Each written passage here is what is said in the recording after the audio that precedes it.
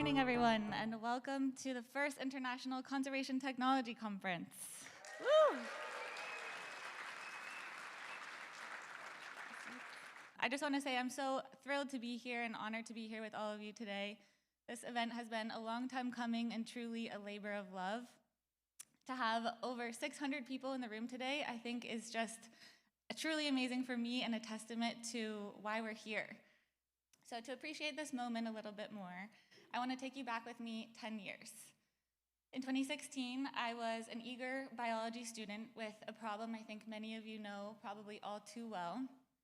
I had just spent a semester abroad in Tanzania doing fieldwork, and I had a USB drive with over 100,000 unclassified camera traps on it. And I was told the standard advice of the time: someday robots will do this for us, but not today. Classify them manually. And I spent a few days clicking through each photo, labeling them zebra, empty, empty, and I thought, actually, this is not how I want my conservation career to go. Today is the day.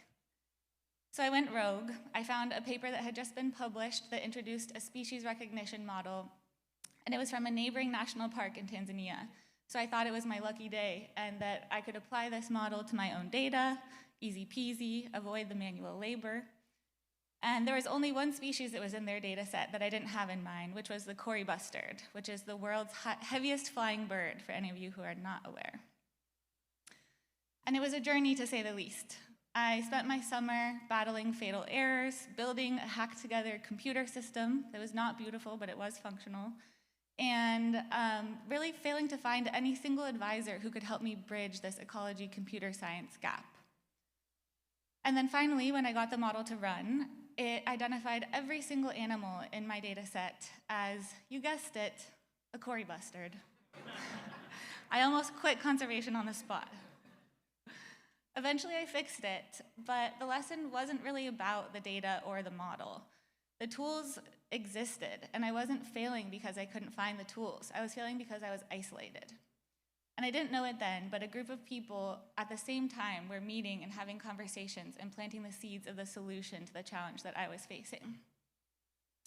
10 years ago, they launched WILDLABS, the Conservation Technology Network. And WILDLABS was really set up as an experiment to answer a simple question: what if we stopped reinventing the wheel and started talking to each other? I joined the team initially because it was exactly what I needed. I needed all of you. And I saw so clearly that the future of our field, the future of conservation, depended on us finding each other and talking to each other and sharing what we had learned. Today, the experiment of WILDLABS has over 15,000 members in 180 countries, which is really amazing to see the growth. We've grown from a niche social network to the connective tissue of this amazing growing field that's changing every year.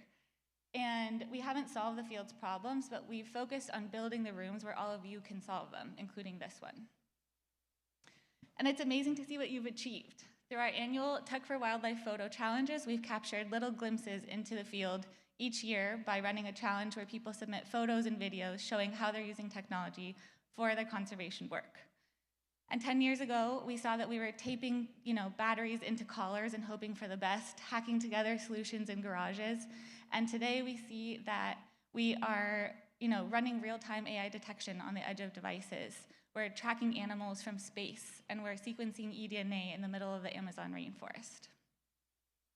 But we haven't solved everything yet. We've also been tracking the state of conservation technologies through surveys each year for the past 5 years.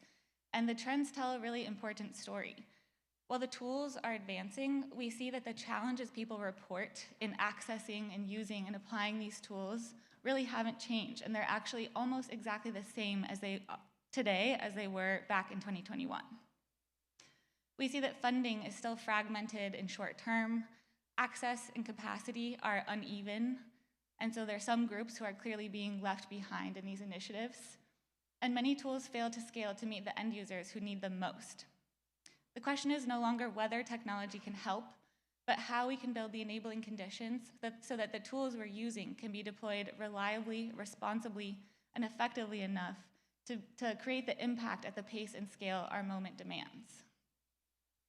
And that's really why we're here at ICTC, to connect the dots and to look at these challenges and the opportunities to overcome them as a whole and together as a community. For years, some of the most important questions in conservation technology and the important conversations have been happening in the hallways of other conferences.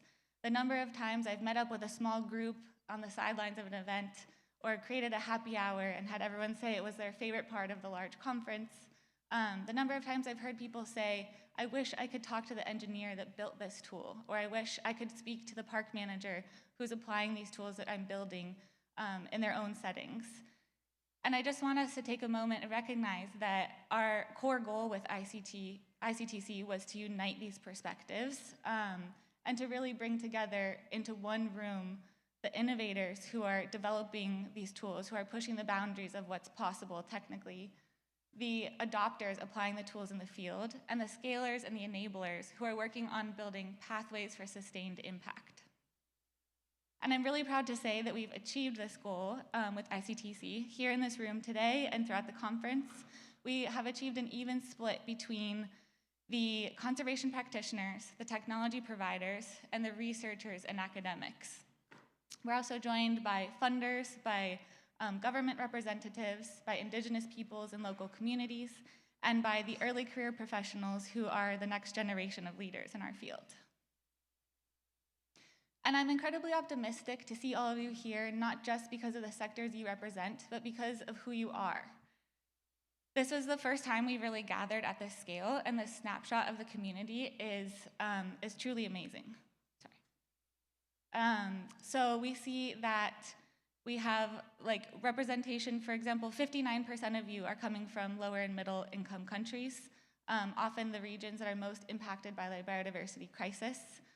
And we also know that 61% of you are coming from Latin American countries, which we're really proud to see in the room.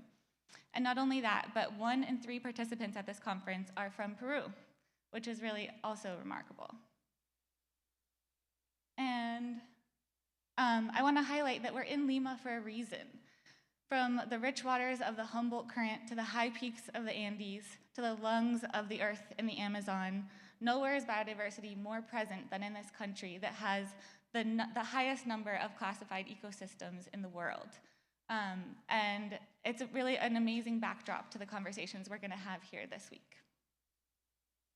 So over the next 3 days, we have over 250 sessions divided into 5 core tracks that represent for us the biggest challenges and brightest opportunities of our time in conservation technology. We'll explore how to apply technology for impact, how we can intersect with other industries for innovation, how we can build capacity and governance because technology without equity isn't progress, and how we can really look at how to resource this field in a way that is sustainable and scalable. And I just want to reflect on the fact that it's easy to feel isolated, I think, and hopeless at this time in conservation, looking at the challenges, the scale and scope of challenges that we're trying to address. But community really is the antidote to hopelessness, and we have that here. So I really want us to take advantage of having each other in the room and connecting over these next 3 days.